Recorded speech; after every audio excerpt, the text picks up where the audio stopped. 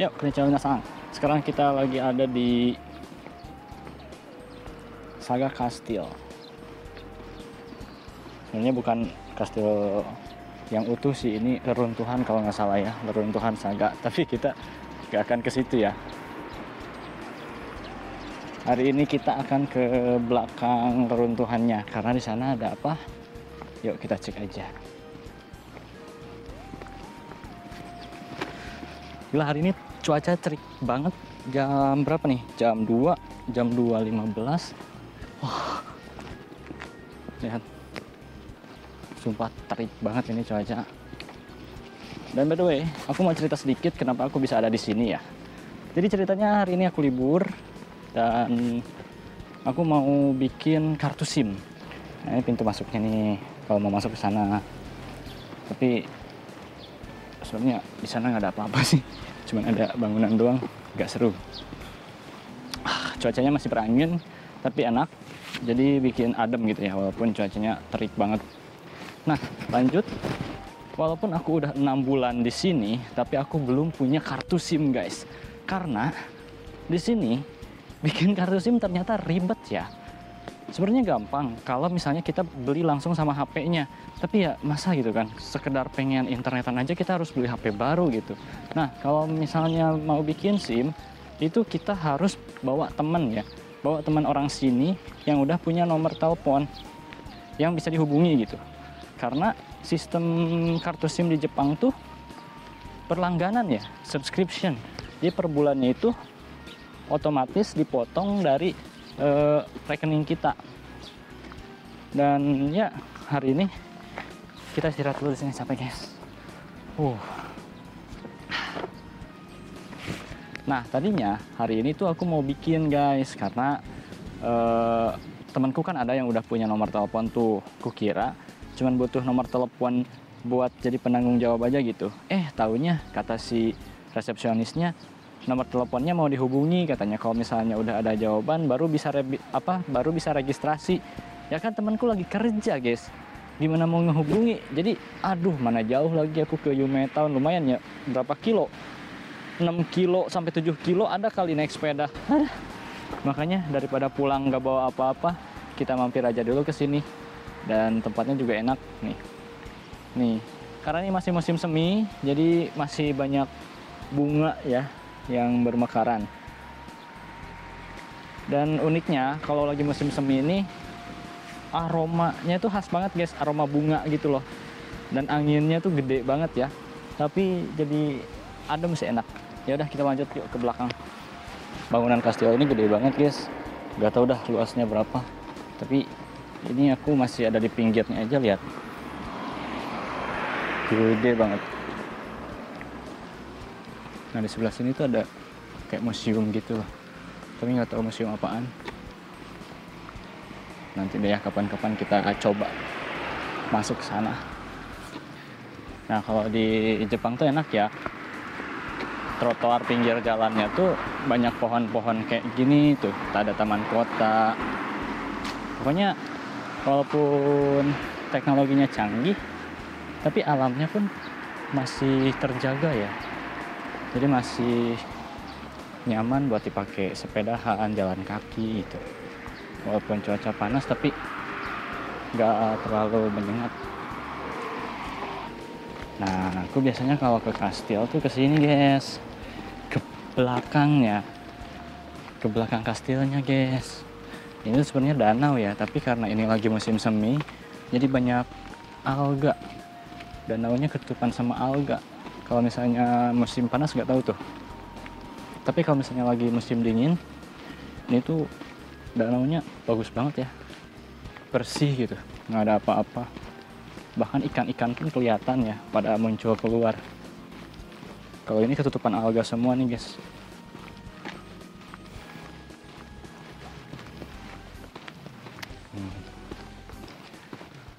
Gak tau kenapa ya, Jepang tuh vibes-nya tuh kayak adem gitu kan, enak, sepi. Ya, tapi sebenarnya kalau sepi terus jadi gak terlalu enak juga sih, kesepian. Nah kebetulan nih kita sekarang dapat spot bagus ya, lumayan adem. tapi tenang juga. Nah, sekalian aja yuk kita ngobrolin metode apa sih yang aku gunakan untuk belajar bahasa Jepang. Nah, seperti yang kalian tahu kan, aku belajar otodidak ya. Dan ya, aku benar-benar otodidak gitu kan, nggak belajar lewat LPK gitu. Walaupun sebenarnya aku berangkatnya lewat LPK, tapi itu cuma nyari job doang dan cuma pemantapan ya. Jadi sebelum itu aku udah belajar dulu di rumah. Nah, gimana sih cara belajarnya gitu? Karena banyak dari kalian yang nanya gimana cara belajarnya, terus banyak yang kebingungan juga mulai dari mana, dan lain-lain lah. Nah, mungkin insight dariku bisa ngasih sedikit arahan ataupun ya gambaran ya harus mulai dari mana dulu kalau misalnya kita mau belajar bahasa Jepang secara otodidak. Oke, yang pertama.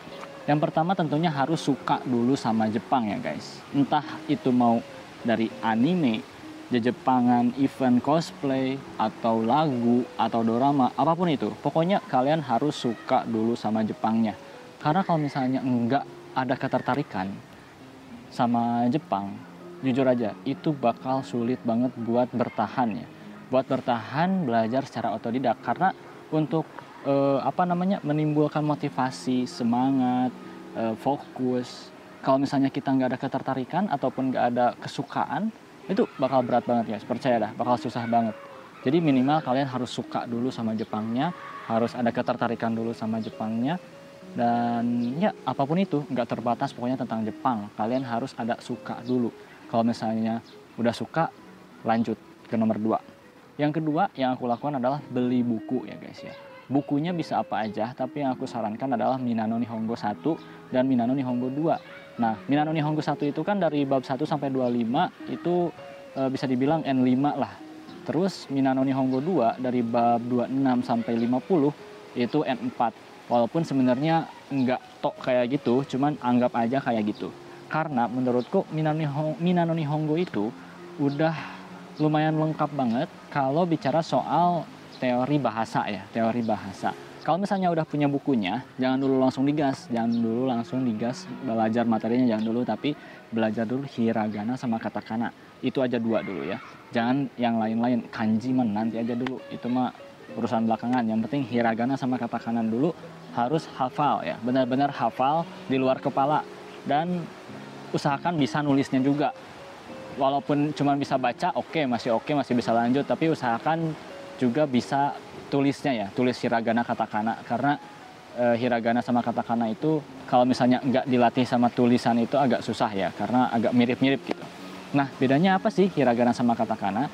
Hiragana itu biasanya digunakan untuk bahasa-bahasa Jepang asli ya, tapi kalau misalnya katakana itu digunakan sama bahasa-bahasa serapan, kayak misalnya tulisan dari bahasa Inggris misalnya. Bahasa Inggris di bahasa Jepang kayak apa ya? Bahasa serapan misalnya kamera. Kamera itu kan dari bahasa Inggris ya. Nah, pakainya katakana. Terus nama-nama orang luar negeri, nama-nama kayak aku misalnya, itu pakainya katakana. Nah, katakana itu digunakannya kayak gitu, guys. Jadi digunakan untuk bahasa-bahasa serapan yang di luar Jepang. Kalau misalnya hiragana digunakan ya untuk bahasa Jepangnya gitu. Maksudnya untuk orang Jepang asli gitu. Ya, pokoknya gitulah. Nah, next, step yang keempat, kalau misalnya udah bisa hiragana sama katakana, lanjut ke materi guys. Nah, untuk materinya yang pertama kalian baca itu daftar isinya dulu. Daftar isinya dulu ya. Dari awal sampai akhir kalian lihat daftar isinya tuh ada apa aja sih. Minimal kalian ada gambaran dulu tentang materi yang ada di buku Minano Nihongo ini, ada apa aja. Jadi kalian udah kebayang gitu. Kalau misalnya mau mengekspresikan bahasa yang ini, adanya di beberapa. Kalau misalnya mau pakai ungkapan ini, adanya di beberapa. Nah, jadi itu dulu. Daftar isinya kalian baca dulu sampai selesai. Kalau bisa ingat-ingat ya, pahami bagian-bagiannya gitu. Oke, next, kalau misalnya udah selesai daftar isi, lanjut ke eksekusi belajarnya guys. Nah, yang aku lakukan adalah eksekusi belajarnya itu minimal, target itu 1 bab sehari, itu minimal ya. Tapi menurutku 1 bab sehari kalau misalnya emang efektif, akan lebih efisien sih ke penerapan materinya. Karena sebenarnya walaupun bab di Minano Nihongo itu pendek-pendek, kalau misalnya kita perdalam materinya itu bisa jadi panjang guys. Nah oke, taruhlah 1 bab sehari ya, dengan target 50 bab, itu berarti kan 50 hari atau 2 bulan. Oke, kita punya bayangan selama 2 bulan itu harus selesai 2 buku ya, Minano Nihongo 1 sama Minano Nihongo 2. Nah, kemudian waktu belajarnya sebenarnya kalian bisa atur sendiri, tapi yang aku sarankan adalah 2 jam setelah bangun tidur, maksudnya setelah bangun tidur tuh pagi ya, setelah selesai mandi, beres-beres dan sebagainya gitu ya. Kalau misalnya nggak ada kegiatan lain, nggak ada kerjaan atau apa, nah lanjut belajar pagi-pagi 2 jam aja minimal, cukup ya. 2 jam, nggak usah diporsir terlalu keras menurutku, karena kalau misalnya terlalu keras nantinya bakalan stres duluan dan akhirnya nyerah di tengah jalan. Itu yang bahaya guys. Jadi jangan sampai kayak gitu ya. Tetap work-life balance-nya harus dijaga ya. Kemudian 2 jam sebelum tidur guys, ini penting. Karena 2 jam sebelum tidur itu waktu yang paling efektif buat belajar. Kenapa? Menurut penelitian, ya ini emang ada penelitiannya guys. Jadi pas waktu malam itu kan lagi tenang, hening gitu kan, fokus kita meningkat. Tapi jangan sampai kita begadang juga. Karena kalau misalnya begadang, nanti bakalan jadi percuma. Oke, taruhlah kita tidur jam 10 ya, jam 10 malam. Berarti jadi dari jam 8 kita udah harus mulai buka buku, baca buku. Nah, kenapa sebelum tidur itu bisa efektif? Karena gini guys, kadang ada kan orang yang gampang paham ya, tapi gampang lupa. Itu tuh karena orang itu menyimpan ingatannya hanya di short term memory atau di memori jangka pendeknya. Nah, biar ingatannya itu nembus ke memori jangka panjang atau keingatan yang bisa bertahan lama, itu harus dibarengi dengan tidur yang cukup.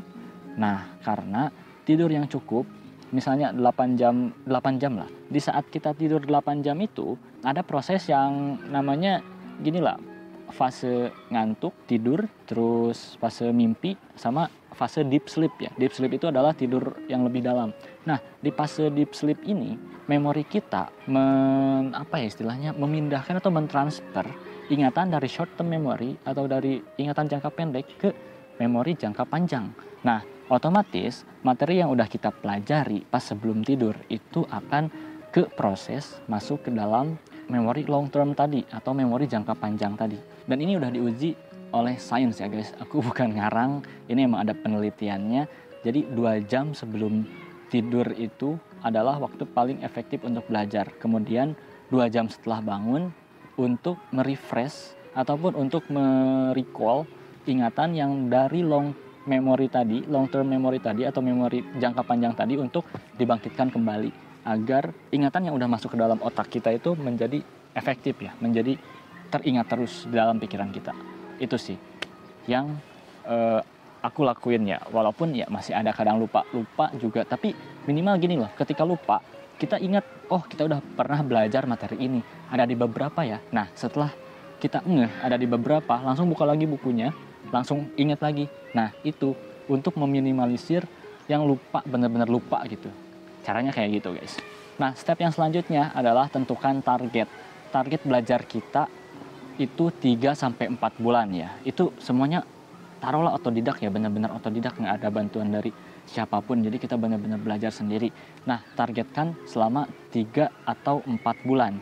Efektifnya sih 4 bulan ya. Tapi kan tadi kita udah kasih target untuk selesai buku Minano Nihongo itu cuma 2 bulan. Kenapa harus target 3-4 bulan? Nah, bulan ketiga sama bulan keempat itu untuk melakukan pengulangan guys. Pengulangannya bisa dengan cara baca lagi dari awal sampai akhir gitu ya, secara cepat.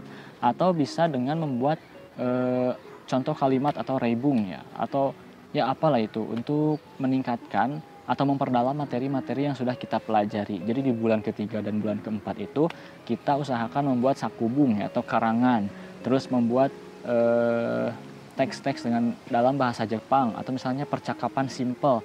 Karena kalau misalnya kita gini nih, misal kita baru belajar bab 2 atau bab 3 gitu ya, terus kita langsung ke latihan kaiwa atau latihan percakapan atau misalnya latihan membuat kalimat. Kalau misalnya kalimatnya simple sih nggak apa-apa, tapi kalau misalnya kalimatnya panjang, ada percakapan gitu, itu kadang kita bingung kan.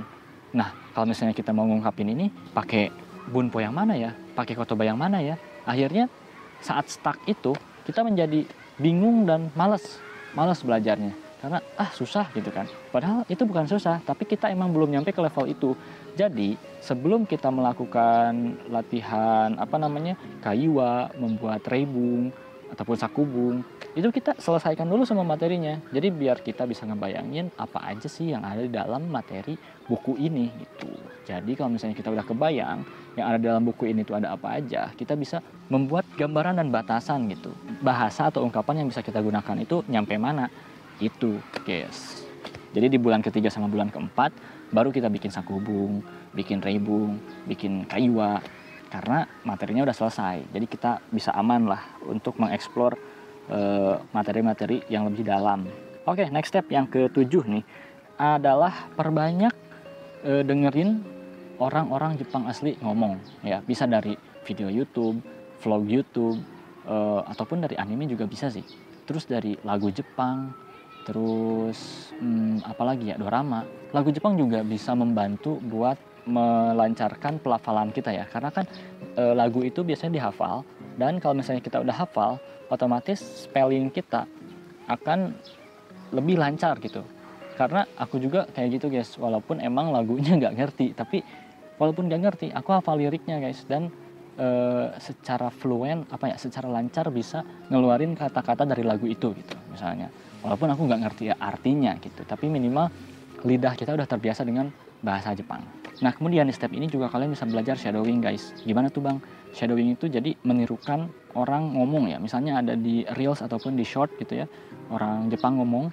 Nah kalian ikutin tuh percakapannya atau perkataannya. Usahakan lihat videonya tuh yang ada teksnya ya, ataupun kalau bisa ada romajinya, biar kalian bisa baca dan hafalkan, terus kalian ucapkan kembali gitu. Karena shadowing itu adalah metode paling efektif biar kita bisa lebih cepat berbicara bahasa asing. Itu sih yang ku tahu ya. Nah kemudian yang terakhir adalah buat target kalian mau ikut JLPT atau JFT. Karena ini dua hal yang berbeda guys, walaupun sama-sama Jepang atau sama-sama materi Jepang, tapi untuk metode belajarnya ini akan berbeda. Oke, taruhlah kita udah selesai menyelesaikan target belajar kita selama 4 bulan.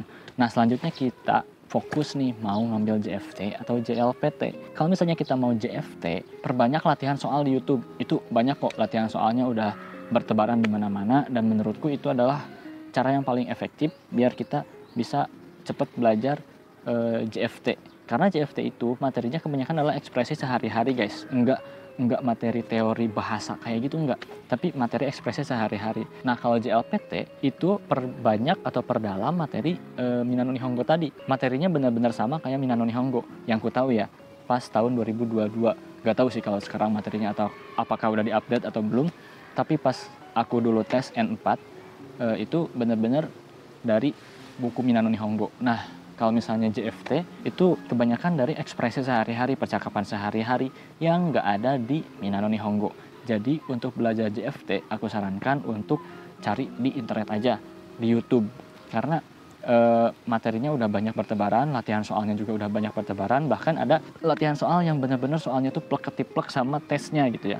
Walaupun nggak semua, tapi ada beberapa soal gitu. Nah itu lumayan banget bisa ngebantu. Karena jujur aku aja lulus JFT itu dari dari channel Nippon Time kalau nggak salah ya, kalau salah cari aja Nippon Time. Aku belajar selama 1 minggu untuk lulus JFT A2 bermodalkan playlist dari channel tersebut, dan alhamdulillah sekali tes aku langsung lulus guys, cuman bermodalkan dari channel itu doang, satu playlist itu doang, belajar JFT A2 basic ya. Dengan catatan, aku udah menyelesaikan Minano Nihongo 1 dan 2. Karena basicnya itu dulu guys, Minano Nihongo 1 dan 2. Kalau misalnya itu udah selesai, itu udah paham, apalagi udah menguasai, pokoknya mau belajar materi apapun, insya Allah aman. Oke? Nah, jadi gitu guys, tips atau ya gambaran lah. Kalau kalian mau belajar atau mulai belajar secara otodidak, karena ya tahu sendiri kan, untuk biaya LPK itu mahal di bagian pendidikannya. Belum lagi berangkatnya juga mahal. Ya, jadi kalau misalnya kita ada keterbatasan di biaya, ya usahakan untuk meminimalisir biaya tersebut dengan cara ya tadi gitu kan, beli buku sendiri, belajar sendiri. Ya paling modal berapa buku, 60.000 sampai 70.000 kalau nggak salah. Dan untuk ikut tes JFT itu berapa ya sekarang, 400 atau 500? Pas waktu dulu aku 400.000 sih. Nah untuk JLPT lebih murah ya, 150 atau 200 gitu kalau nggak salah. Cuman adanya 6 bulan sekali. Kalau JFT itu bisa sebulan sekali atau 2 bulan sekali gitu ya. Jadi JFT bisa lebih cepat keluar tesnya tapi lebih mahal. Kalau JLPT itu murah tapi 2 tahun sekali. Setahun cuma 2 kali. gitu. Setahun cuma 2 kali, Juli sama Desember kalau nggak salah. Juni apa Juli ya? Lupa. Buat kalian yang mau mulai belajar bahasa Jepang secara otodidak atau mandiri, jangan takut, mulai aja dulu, beli bukunya dulu. Karena apa ya, menurutku beli materi atau beli buku itu penting ya guys. Ini apa? Menurutku beli buku ataupun beli materi, entah itu e-book atau materi online itu penting ya, agar kita punya rasa tanggung jawab untuk menyelesaikan materi tersebut. Karena kan sayang udah dibeli, masa nggak dibaca ataupun nggak diselesaikan ataupun nggak dipelajari. Jadi usahakan untuk beli ya guys, walaupun bisa sih ya nyari yang gratisan banyak banget di internet, di YouTube juga bisa, tapi beda feelnya guys. Ada rasa tanggung jawab tersendiri kalau misalnya kita beli buku, apalagi buku fisik. Oke, itu sih ya beberapa insight atau mungkin ya tips yang bisa aku kasih buat kalian yang mau belajar bahasa Jepang secara otodidak atau mandiri. Ya, mita kira arigato. Mata nih. Bye bye.